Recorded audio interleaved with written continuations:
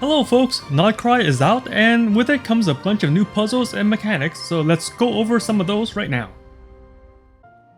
The main thing we've seen so far is the power of magnetism. Different color attracts and same color pushes each other apart.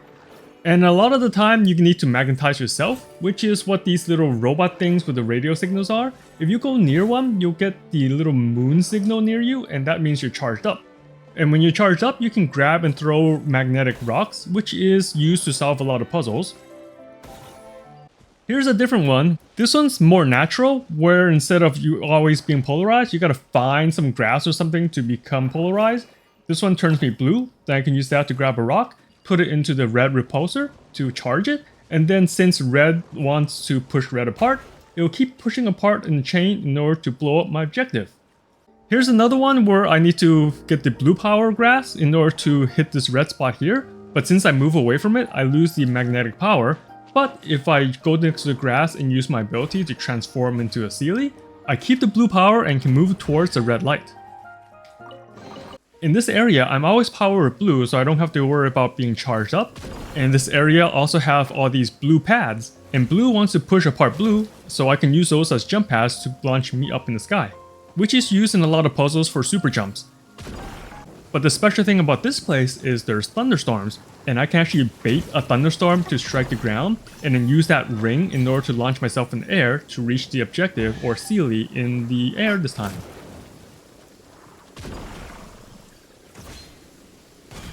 These puzzles are a little bit more to the north, where you have to deactivate some shields. And in order to deactivate the shield, you need to use the rocks to touch the panels within a short amount of time. A reward on the road.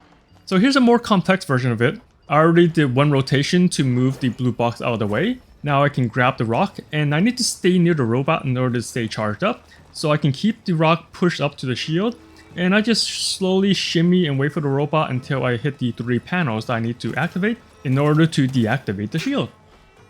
There's lots of areas with blue or red things in the sky, and pretty much those are launch points. You need to be the Sealy of the opposite color in order to enter one and launch yourself, and I used that a couple times to reach the Oculus.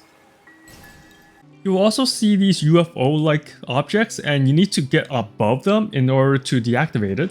So here I'm using the red Sealy super jump in order to go high, and then I'm using the Sealy power to pull on the top of the UFOs to deactivate them.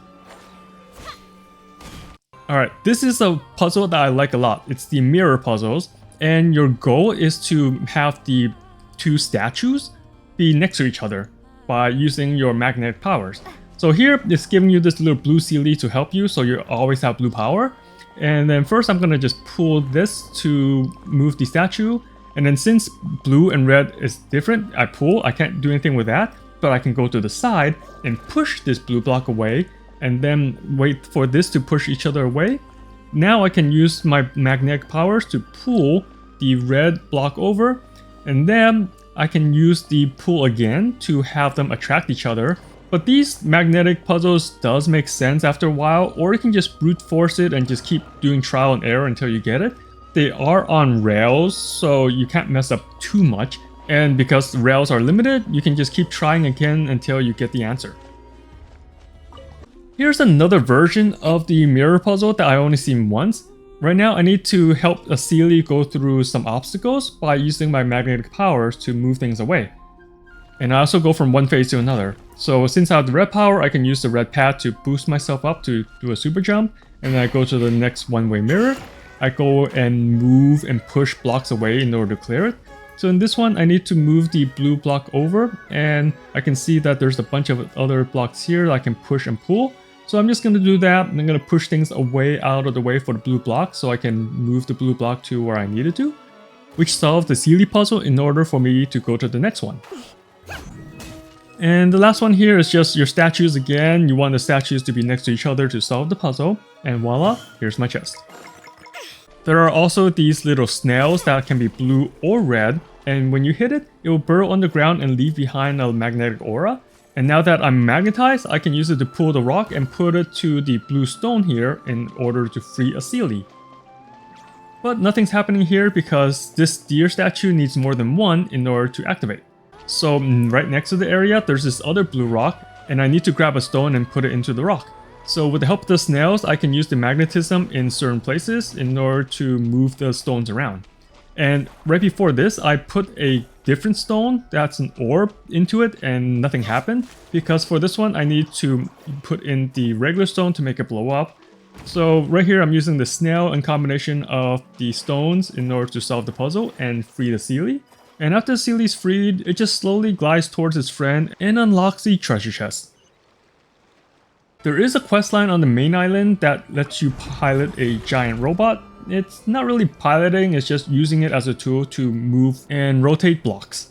So your goal is to make things look like the picture on the top left, and you can move blocks that has the red center, and I can rotate them as well.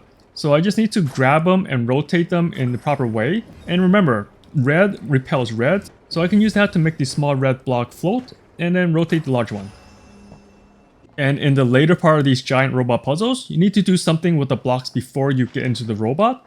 And in this one, I can activate a mini bot to follow me, so I can use it to push a block into the proper position. And now I can go to the robot and continue the puzzle.